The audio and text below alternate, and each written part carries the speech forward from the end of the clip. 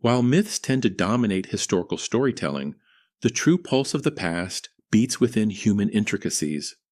When exploring the early 20th century, the European imagination remains riveted by a monarch defined by genial charm and deep public adoration. We encounter Edward VII, the peacemaker, at the twilight of his existence, a formidable, cigar-smoking monarch navigating the lavish, bustling corridors of Buckingham Palace, surrounded by a court of his own, modernizing, his expression fixed in a shrewd, worldly gaze. He served as the anchor for an era of immense transition, steering Britain through the final sunset of Victorian strictures and into the brilliant, fleeting dawn of the Edwardian age. Yet, this iconic image of the affable, pleasure-seeking bon vivant was entirely shaped by his later decades, functioning as a sociable facade to shield a mind of sharp political acumen, suppressed ambitions, and an unyielding sense of duty. To judge him solely by his opulent racing stables or his scandalous social circles is to overlook the fascinating path of a royal prince who was systematically stifled by his parents, only to rise, master the art of diplomacy, and completely redefine the modern British monarchy. His early years began beneath the crushing burden of royal expectations. Born November 9, 1841, at Buckingham Palace, Albert Edward entered a world dictated by the intense clinical pedagogical theories of his parents, Queen Victoria and Prince Albert. Their educational blueprint turned into a grueling, exhausting gauntlet designed to mold him into an intellectual paragon, engineered to strip away any sign of weakness or leisure. Placed under relentless tutors and kept isolated from normal peers, he endured an emotionally sterile upbringing while grasping the heavy weight of the crown he was destined to inherit. This suffocating psychological pressure within a rigid household aimed to crush Edward's natural charm and independent drive, ensuring he would remain a docile instrument of statecraft.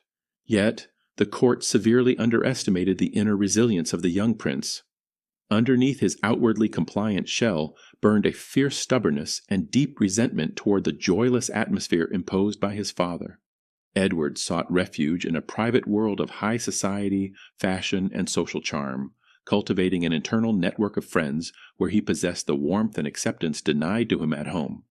The true trial came in December 1861 when Prince Albert died suddenly, leaving Queen Victoria devastated and plunging the young Prince of Wales into a decades-long political limbo.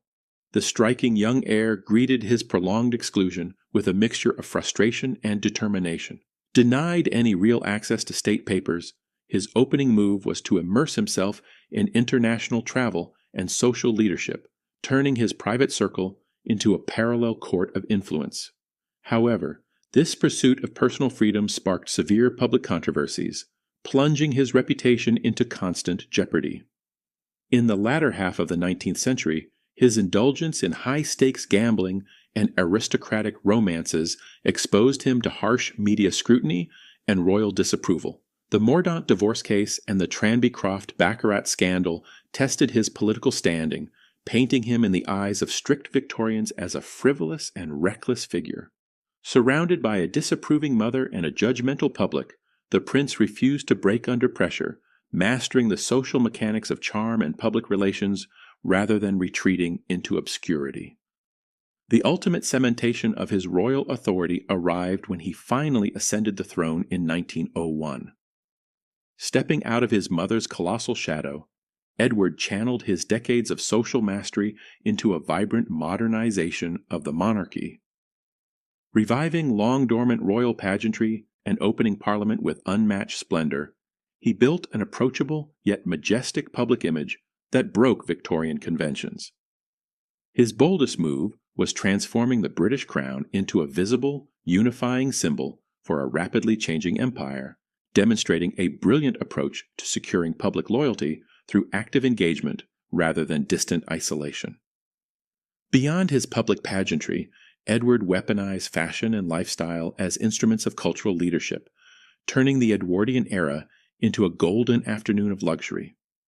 He surrounded himself with wealthy financiers, cosmopolitan elites, and brilliant innovators, setting trends from Savile Row tailoring to the casual elegance of Norfolk jackets.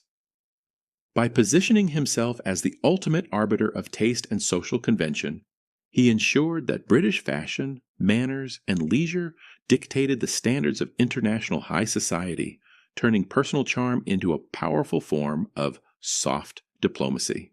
Daily life inside his inner circle, known as the Marlborough House set, was governed by an exclusive, fast-paced web of social rituals that welcomed self-made wealth and modern industrialists alongside traditional aristocracy.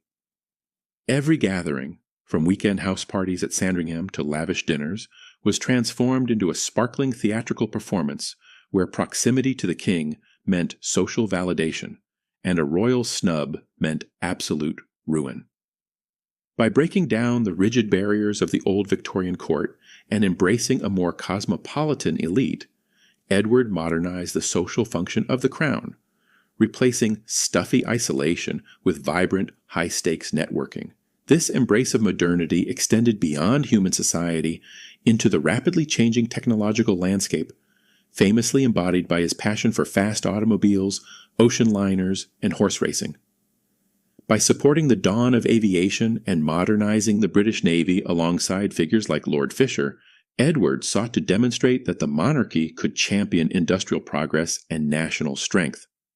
It was the ultimate physical metaphor for his reign, an energetic, forward-looking facade that masked the brewing geopolitical storms of a fractured Europe. Beyond his public duties, Edward's private life was famously defined by a succession of high-profile romantic liaisons and official mistresses who held immense influence over his inner circle. Figures like the glamorous Lily Langtry and the discreet, politically astute Alice Keppel transformed royal romance into an accepted institution of the court. These relationships were never purely private matters. They were woven tightly into the social theater of Edwardian life, where charm, discretion, and influence collided, directly shaping his social world and managing his volatile moods. This charm also manifested in his diplomatic triumphs, most notoriously through his pivotal role in forging the 1904 Entente Cordiale with France. Driven by a pragmatic desire to end centuries of cross-channel rivalry and check the growing militarism of Germany, Edward utilized his extensive European family connections and personal warmth to bridge political divides. While initially viewed with skepticism by some traditional diplomats, his historic visit to Paris melted anti-British sentiment and created a robust network of alliances, earning him the permanent historical moniker of the Peacemaker. Beyond his political successes in Paris, Edward's sprawling family network, spanning the courts of Germany, Russia, Denmark, and Greece, earned him the affectionate yet politically weighty title of the Uncle of Europe. By regularly visiting his royal relatives across the continent, he maintained a web of personal channels that frequently bypassed traditional embassies, even if his tense competitive relationship with his nephew, Kaiser Wilhelm II, ultimately highlighted the tragic limits of familial diplomacy on the eve of a global cataclysm. His later years were defined by staggering political strains and a severe constitutional crisis over the people's budget and the powers of the House of Lords. This relentless cycle of partisan warfare tested his patience. Yet working alongside his ministers, he strove to keep the monarchy above daily political bickering. It was a moment of profound trial as he watched the traditional dominance of the aristocracy challenged by a rising democratic wave, forcing him to navigate a deeply polarized nation with tact and diplomacy. This grand balancing act faced severe physical tests as his lifelong love of rich food, heavy smoking, and relentless socializing caught up with him. Frail, bronchial, and burdened by political stress, Edward met his final months with stubborn resilience, refusing to slow down despite his rapidly failing health. Illness struck the aging king in the spring of 1910. On May 6, 1910, at age 68, the monarch passed away at Buckingham Palace, closing a brief yet transformative reign and leaving the British Empire in profound shock. Transported to St. George's Chapel at Windsor Castle, he was laid to rest amidst a gathering of international royalty, cementing his legacy as a king who defined an entire cultural epoch. Edward VII was a ruler of stark contradictions, seemingly devoted entirely to pleasure, luxury, and leisure, yet possessing a razor-sharp political intuition and a deep dedication to his national role. He stepped into a rigid, grieving world following the long Victorian winter and forged a legacy of modern diplomacy and social vibrancy. Ultimately, the indulgence-loving bon vivant of the racecourses and the astute statesman who secured Britain's European alliances were one and the same, a leader who walked the fine line between personal enjoyment and national survival, leaving an indelible imprint on modern Britain,